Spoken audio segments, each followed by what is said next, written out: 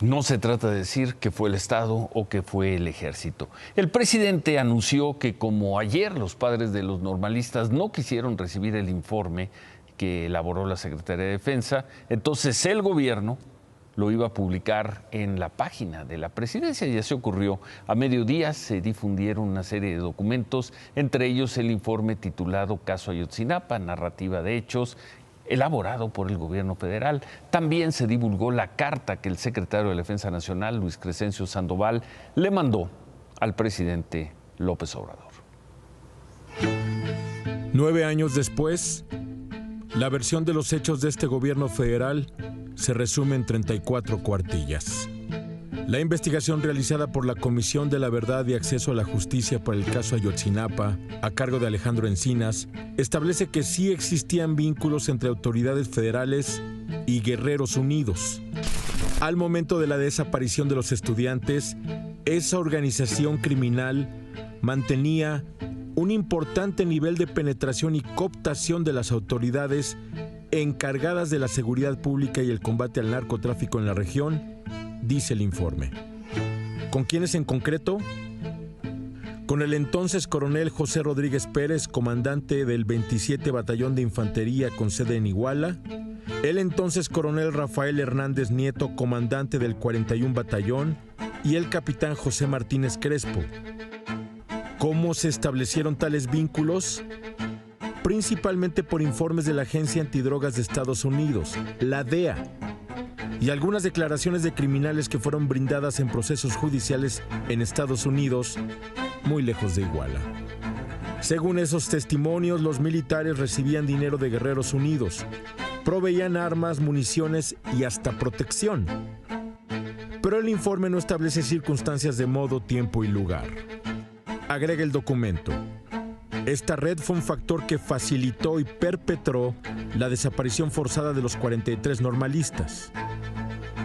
También habla de policías federales vinculados, pero no determina el número, cargo e identidad de los funcionarios. El informe insiste en 3 causales de la desaparición de los estudiantes, discutidas ya en otros momentos, incluso en la llamada verdad histórica. La primera: confusión de los Guerreros Unidos sobre la presunta infiltración del cártel de los Rojos entre los estudiantes de Ayotzinapa. Segunda, la intención de dar un escarmiento a los estudiantes en un contexto de amenazas de parte del entonces alcalde José Luis Abarca y Guerreros Unidos. Y la tercera, el trasiego de drogas y la eventual presencia de droga, armas o dinero en alguno de los autobuses tomados. Entre los documentos publicados hoy por la Presidencia de la República también está una carta enviada por Luis Crescencio Sandoval, secretario de la Defensa Nacional, al presidente López Obrador. Fecha del día de ayer, el general Crescencio Sandoval informa que el ejército ha entregado toda la información a su disposición relacionada con el caso y propone que se investigue más al líder de Guerreros Unidos, Gildardo López Astudillo, el Cabo Gil. Dice la carta: uno de los principales autores materiales en la desaparición de los normalistas, tal como se desprende de los chats proporcionados por la DEA. Esta es la mención del secretario de la Defensa Nacional al Cabo Gil, asesino confeso protagonista de la verdad histórica, que fue liberado hace 4 años por falta de pruebas. Así el septiembre de 2014, explicado en septiembre del 2023. Y así las palabras del secretario de la Defensa: investiguen más al líder de los Guerreros Unidos, que ha sido un testigo clave para que haya militares hoy en la cárcel por el hecho de Ayotzinapa. Las 3 causales que habrían llevado a la desaparición y asesinato de los estudiantes son esencialmente las que se manejaron desde 2014, 2015, y luego hoy se informa que buena parte de la información novedosa en estos años la suministró la DEA, a quien el propio presidente López Obrador ha descalificado en tantas ocasiones, y la suministraron los criminales confesos. Por la tarde, para conmemorar los 9 años, hubo una marcha del Ángel de la Independencia al Zócalo. Fueron 5,000 personas, de acuerdo con el gobierno de la Ciudad de México.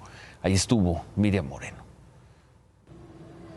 ¿Qué tal, Ciro? Hoy se registró quizá una de las marchas más numerosas de estos 9 años, encabezada por los padres de los 43 normalistas desaparecidos en la llamada Noche de Iguala. Una marcha que llegó hasta este Zócalo capitalino después de 2 horas de haber salido del Ángel de la Independencia y que venía acompañada de estudiantes de diferentes escuelas rurales normales del país, así como de sindicatos y organizaciones civiles. Ellos marcharon con ese sentimiento de enojo que se vio obviamente reflejado en los discursos aquí en la plancha del Zócalo. Y están muy enojados por este informe o relatoría de hechos que les presentaron el día de hoy. No aceptan esta versión del gobierno, pero vamos a escuchar cuál fue el tenor de los discursos. Pensábamos que iba a ser diferente. Pensábamos que tenemos una luz de esperanza. Y desgraciadamente no fue así.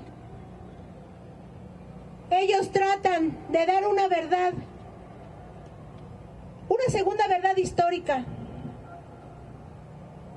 en la cual no estamos de acuerdo.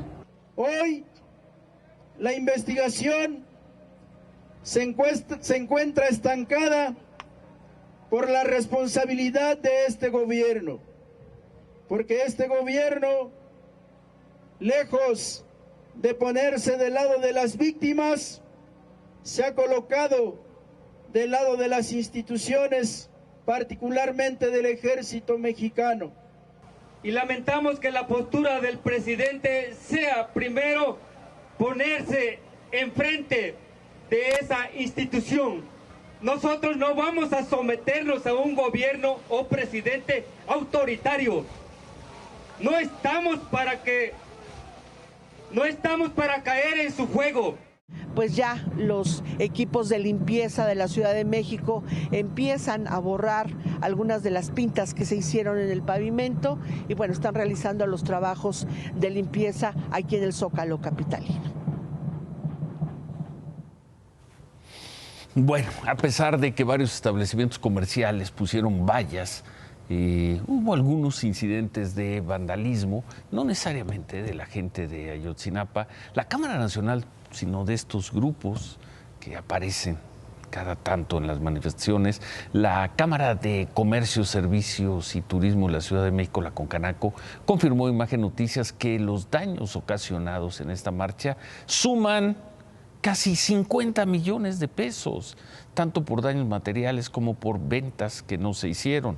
Resultaron afectados, según estas cifras preliminares, poco más de 7,500 negocios, desde los micros hasta las grandes empresas. Uno de los negocios más vandalizados fue el restaurante Sonora Grill, el que está en Paseo de la Reforma y Avenida República. Ahí rompieron la fachada, interiores, candiles, barras, equipo de cocina. Los clientes salieron como pudieron, sin pagar. ¿Dónde está la autoridad? Las pérdidas que calcula Sonora Grill van de los 3 a los 4 millones de pesos. Sobre el tema de Ayotzinapa, la juez séptimo de distrito en materia administrativa de la Ciudad de México concedió una suspensión provisional a Tomás Herón, el exdirector de la Agencia de Investigación Criminal, que está en Israel. Le ordenó al gobierno federal, particularmente al subsecretario Alejandro Encinas, que deje de señalar a Herón como torturador y como autor de la llamada verdad histórica.